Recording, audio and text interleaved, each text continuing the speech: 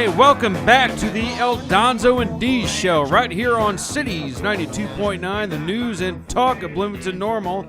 I'm El Donzo. I'm Deez. And we're right in the thick of it with this whole Trump getting indicted again thing. And I wanted to go through a couple things. We touched on the last segment that this is not the first time, 2020 was not the first time that anybody ever said, no, I think the election's been stolen. Am I correct? Absolutely. Okay. So in 2000, in the presidential election of 2000, close election in which the winner was unclear, the Republican candidate George W. Bush won Florida by such a slim margin that a recount of the votes was triggered under Florida state law, beginning a series of legal battles between Bush and the Democratic candidate Al Gore and considerable public controversy. That took months, if I'm not mistaken, That took months to hash out. Hanging Chad. That's right, the chads from the ballots hung off, and Al Gore said that that's what caused Bush to win. Now, if you'll remember correctly, at one point, for months at a time, Al Gore was referred to as the real president. Do you remember this? Yeah. People called him, the real president, President Gore. The 2004 United States presidential election, certification of Republican electors in Ohio were legally challenged. Representative John Conyers investigated voter suppression, culminating in his report, What Went Wrong in Ohio. Several independent researchers, including Bob Fitrakis, Mark Crispin Miller, Stephen F. Freeman, Richard Hayes Phillips, and Richard Charnon, published books claiming that Bush won the election due to electoral fraud and voter suppression. These are Democrats doing this. Now let's go to 2016. Now these are the big cases. Now if you'll notice, ladies and gentlemen, boys and girls, that these are Democrats doing this until we get to what year? 2020. The 2016 United States presidential election. This is the last one before 2020. The election was widely characterized as divisive and negative and was plagued by scandals such as the Republican candidate Donald Trump's alleged sexual misconduct and the Democratic candidate Hillary Rodham Clinton's alleged improper use of an email server. No Russian citizen accused of interfering in the election in the form of online influencing from a St. Petersburg-based troll farm has been formally charged, and as result, no court will have the opportunity to review evidence to support or dispute accusations of Russian interference that adhere to the standards of the United States judicial system for proving guilt. What they're saying in this article, and this was written by a bunch of libtards, is that we can't prove it and we can't disprove it that Russia didn't have interference in the election, which was what Hillary Clinton said the whole time. It was all Russia, Russia, Russia. Russia helped to get Donald Trump into office. Now, don't you think if that was the case, if Donald Trump had a foreign adversary actually hack servers at the DNC, or hack not only servers at the DNC to get information, but hack voting machines, don't you think that would be like treasonous? Don't you think Donald Trump would hang for that? You would imagine, yeah. So then in 2020, when all these anomalies popped up, whatever we call it, popped up in the election system, we're talking Pennsylvania, we're talking Georgia, we're talking Wisconsin, we're talking Michigan. All these weird things start happening that you go, wait a minute, this ain't right. We covered that when we were doing the podcast, did we not, Deez? Oh, yeah. We talked about this weird stuff, wasn't it? Oh, absolutely, yeah.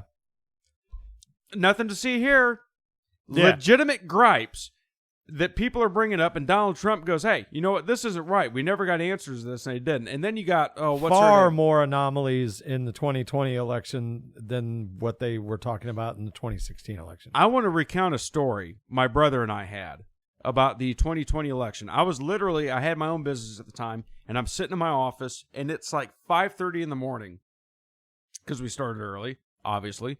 It was November 4th, and he texts me. He goes, it looks like Trump's going to take Pennsylvania. And I said, there's no way that Donald Trump is going to take Pennsylvania. And he goes, how do you know that? And I said, because I've already checked the voter records and who's registered Republican, who's registered Democrat, how many voters haven't voted yet. I said it would take every remaining vote for Biden and about 50,000 more to get it. I said it's impossible. Guess what happened 2 days later? They found 50,000 more votes than they had registered voters. You said that wrong. You said that Trump. You said there's no way that Trump could take it. Oh, excuse me, that Yeah. Biden could take it. Yeah, Thank you for correcting me. There was no way that Biden could take it. Guess what? He took it. When you see, I think it was the TP something center up in Michigan, up in Detroit. They close out everything. They said there was a water leak. I think it was Detroit. Mm-hmm. And they shut down the ballot places. They've already kicked all the Republican poll watchers out. They can't watch anymore. They shut it down, and then they bring in vans full of ballots and unload them and start counting them. Yeah. Okay, Well, it's you know just what? like the whole mail-in voting thing. You know, like, what easier way to manufacture votes than to say, oh, we got to wait on the mail-in votes? Well, that's because you know how many you need. Exactly. That's why this election is critical. 2024 is critical. We got to get out there. We got to vote. Now, Deez said this really good. Deez will tell you right now he's not a fan of what Donald Trump says. And really, there's not a lot of people that like everything he says. Yeah, no, I don't have a problem with most of the things that he did in office. I think as far as like policies and things of that nature, God, great president, one of the greatest. I just wish he would sometimes reel it in a little bit, check the ego at the door. I think he's created a lot of this hatred for himself. But regardless of all that, with everything going on now, MAGA, baby, MAGA. Exactly. You almost got to be at this point because it's not about MAGA. It's not about Donald Trump. It's about our country and where we're going right now. And we don't have the rights that we used to enjoy. We don't have the rights that the founding fathers built this country to give to us. So I want to touch on something real quick here. And this is what his lawyer, I'm going to scroll down to this, Alina Habba, she said this. This is about the whole January 6th thing and the more indictments that he's getting, which he said something that's constitutionally protected. He didn't start anything, and we're going to go into the next story after this. She says, in quote, "This is not a coincidence. This is election interference at its finest against the leading candidate right now for president for either party. President Trump is under siege in a way that we have never seen before. President Trump and his legal team and everyone on his team will continue to fight, not for him, but for the American people." And she went on to say, it's not about the January 6th case. It's about the fact that in the matter of a couple of months, we have seen them try and tie up, and me as an attorney, I've never seen this, tie up one individual who's running a campaign, running for office of president, so that he is in court in depositions and distract him so that he won't properly run for 2024. And frankly, it's not going to work. And I hope it doesn't work. And I'm going to tell you, we always trace this back. I always trace something back to either one of the two parties, either China or Barack Obama. Barack Obama was so distraught, okay, when Donald Trump won the presidency, he freaked out, and so did Hillary Clinton. Now, we talked last week about there's no way that Barack Obama didn't know what Joe Biden was doing while he was vice president, right? No, for sure. There's no way he didn't know it. No. And he had to have taken cuts from this because this is how these people do. They grift. And I'm going to tell you something right now. Barry Obama is the biggest pusher of this stuff. It's not Joe Biden. Joe Biden's too stupid. Kamala Harris is too stupid. Are they complicit? Yes. Barack Obama is pulling the strings in Washington, D.C. right now. Now, going to go to this article real quick. Now, before Tucker Carlson was S-canned by Fox News, he had the former Capitol Hill police chief on.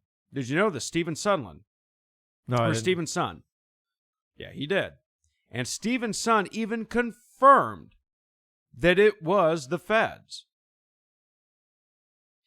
Look, and he says this. This is how it goes out. National Pulse reported this. Everything appears to be a cover-up, says decorated police chief, explaining that most things to do with his department were political, specifically because he reported to politicians, including then-Speaker of the House Nancy Pelosi, and he was canned a couple days after this. He quotes, "Like I said, I'm not a conspiracy theorist, but when you look at the information and intelligence they had, the military had, it's all watered down."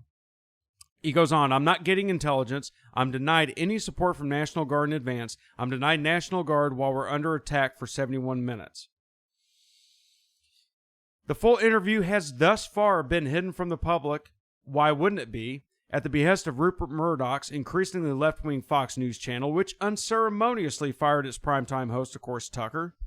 Goes on, "It sounds like they were hiding the intelligence. Carlson quiz, to which Sund stunningly responds, could there possibly be actually there any kind of wanted something to happen? It's not a far stretch to begin to think that. It's sad when you start putting everything together and thinking about the way this played out.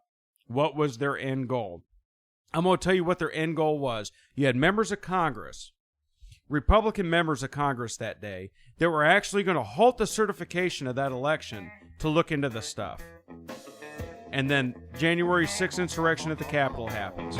We'll get more into it when we come back from these commercial massages on the El Donzo and Deez Show on Cities 92.9.